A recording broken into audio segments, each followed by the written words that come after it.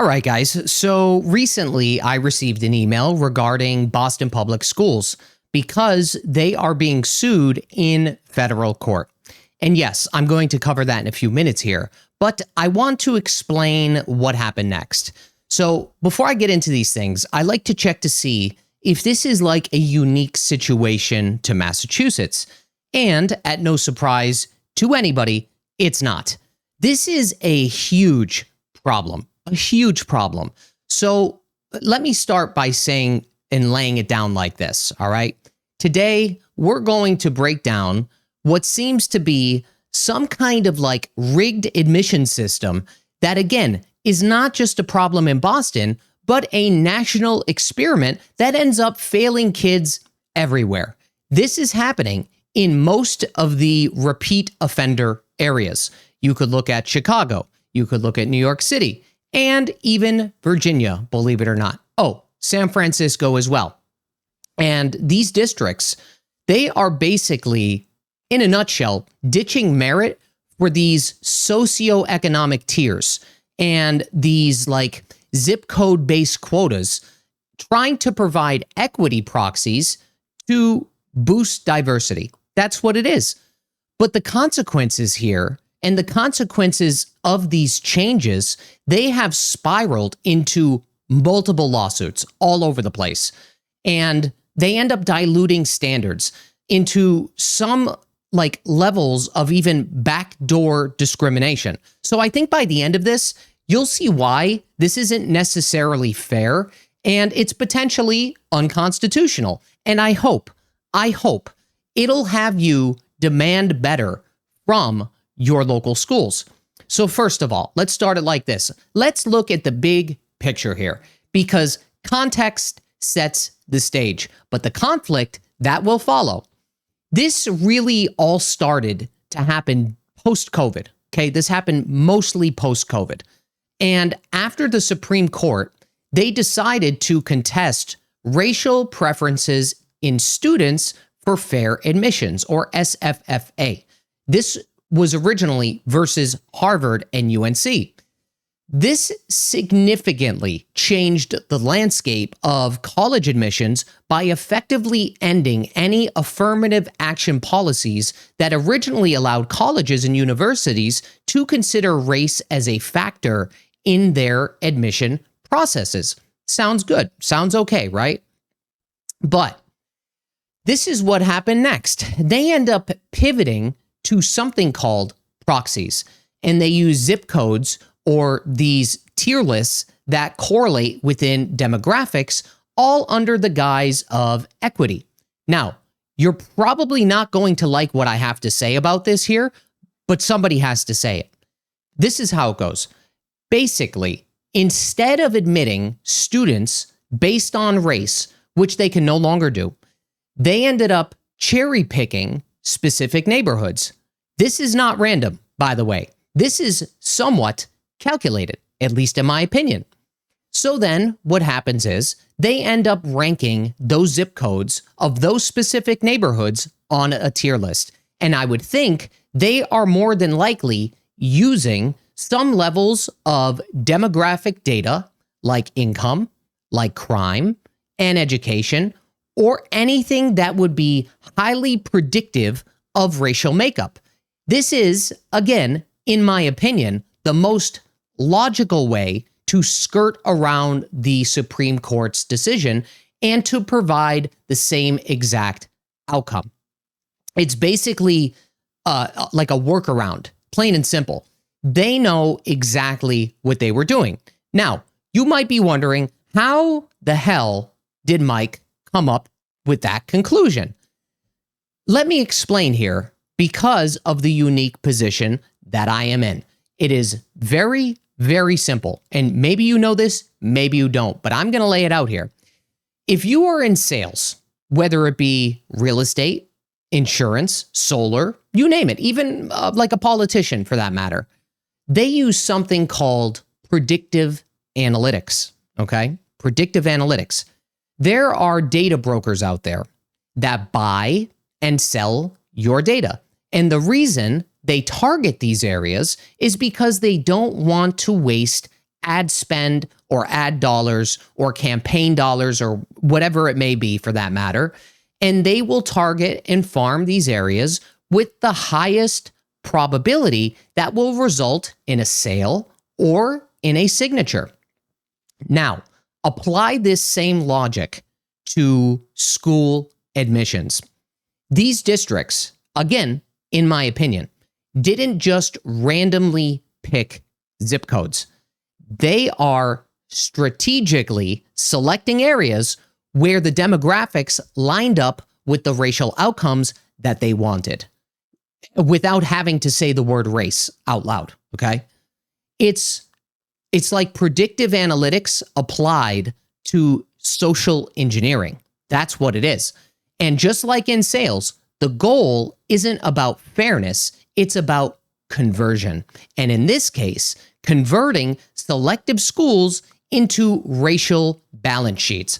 I'm sorry, but that is what it is, okay? That is what it is, and that is how it goes. If you know anything about data brokers, they are buying and selling data every single day. That's why I use Aura. This video is not sponsored, but that's why I use them. Anyway, moving forward, this ends up pushing the high achievers from the wrong neighborhoods while admitting lower performers from the right ones, or the ones that they deem right. And of course, this ended up sparking a ton of backlash from parents and people who see this is the death of merit in schools, okay? Now, if you want some examples, I'll give you some as best as I can. Here they are. So one of them was Chicago Public Schools. They have been doing this since 2010, okay? They've been doing this since pre-COVID, and they have a 4-tier system based on census data, like income, education, and crime. The same data brokers that I'm talking about, they're using these same tools, okay? Tier 1 is the poorest, okay? The poorest neighborhood and or zip code. They get easier entry. Tier 4, which is the wealthier neighborhoods, they face skyrocketing cutoffs. Now, based on this system, studies have shown that this makes the schools less diverse and admitted to lower qualified students, which obviously ends up affecting and hurting everybody, right? The whole sum of people, okay?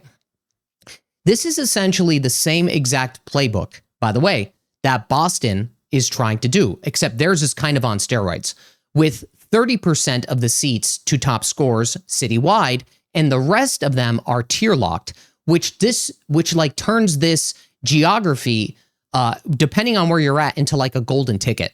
And again, parents have sued because of this, because as I said, this is a problem. Example number 2 was New York City, of course, okay? And there was a fight over specialized high schools, and I believe that is still going on. If you're from New York, you can let me know. And they toyed with the idea of zip code preferences and lotteries to enhance diversity, trying to project potential gains for like Black and Hispanic neighborhoods.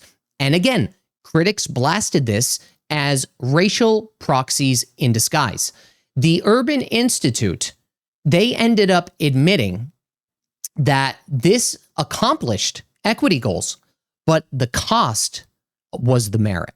So they accomplished what they wanted to do in terms of equity, but the merit went down, which echoes Boston's drop in white and Asian enrollment. That is what is happening here.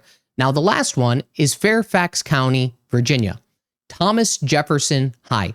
They ditched the test-only admissions for like some kind of like holistic model with socioeconomic factors. This resulted in Asian enrollment going down from 73% to about 54%, which also sparked a lawsuit alleging anti-Asian bias via proxy. And by the way, this pattern, this goes coast to coast. And I forgot to mention it, but you could throw San Francisco on that list as well. I can't remember everything on San Francisco, but you need to ask yourself this question, okay? Take it from here. What do all of these areas have in common? What do they have in common? You know, and I know. Now, let's zero in On ground zero, Boston's elite exam schools. We have Boston Latin School, Boston Latin Academy, and O'Brien is the last one. Now, if you think they're all about merit and hard work, think again. They are allegedly rigging it with racial proxies disguised as equity. Now, traditionally, the admissions were pretty straightforward, right? GPA and some kind of entrance exam, and they ranked top down. It rewarded merit, something that we are losing in this country, with prep starting in, I believe it was 4th grade. But ever since COVID messed up a lot of stuff. Okay, guys, I don't know when we're going to recover from COVID.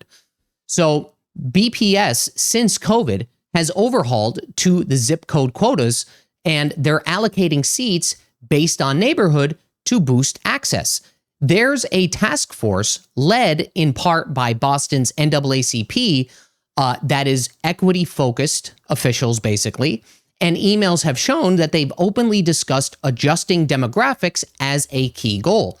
White and Asian enrollment was too high, Black and Latino enrollment was too low. So zip codes became the proxy, targeting desired demographics. Then what happened is this. Of course, white enrollment dropped nearly in half, from around 21% to 11%.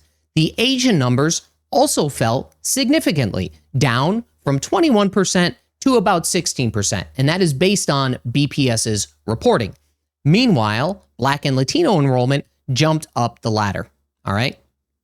Now, the Boston Parent Coalition, they sued another lawsuit, and they tried arguing that the zip codes violated equity protection. The courts here, they dismissed this, right? That was history. And even what else happened? There was a Judge Alito. Yeah. He said, we have refused to correct race-based affirmative action post-SFFA. Okay. That Supreme Court ruling, right? And it's bad. It's what it boils down to. It's bad. And the Boston public schools, they didn't stop there.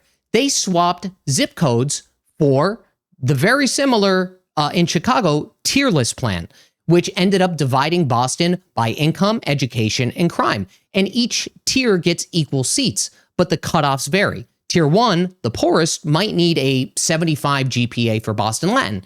Tier 8, which is the wealthiest, may need a 95 for the same exact school.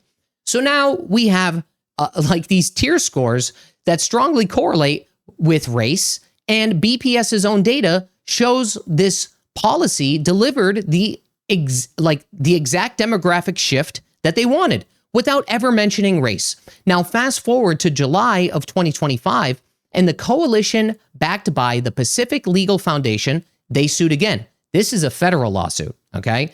And they had proof of intent and impact, and that is that these tier systems suppress white and Asian enrollment intentionally. PLF's Glenn Roper said this is discrimination by proxy, which is perfectly put, because it builds on these zip code cases by demanding merit-based equality. BPS defended their stance and called it fair and promotes equity. But here's the thing, guys. Nobody is buying this anymore. It's ridiculous, okay? And I think that most parents and most people are seeing through this obvious spin here, because this isn't about helping underserved kids the right way. It's ideological. And that's the core issue here. It's another idea versus information problem. The idea is to promote equity. Sounds great. But the information, it shows these tier systems don't actually help kids in the long term. I mean, we're not building rocket ships here, guys. This should be easier to solve, okay? They just shuffle the damn deck. That is what's happening.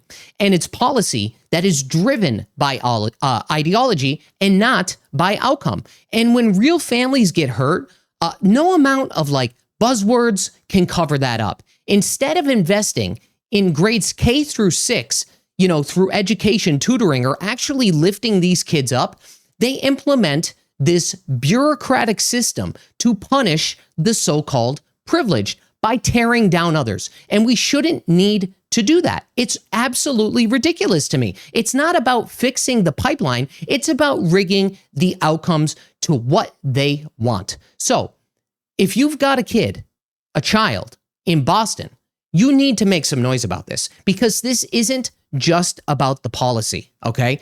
It's the bureaucratic arrogance where these, unelected task forces and these city hall pencil pushers think they know what's best for our kids, and they don't. And if you don't push back now, this is, I promise you, you're not going to want to hear, this is only the beginning, okay? They will keep rewriting the rules until merit, effort, fairness, history are just memories, okay? It's a huge, huge problem, guys. Huge problem. All right, I guess that's it for today's video. I'll see you on the next one. Do the best that you can. I would call your legislatures. Bye-bye.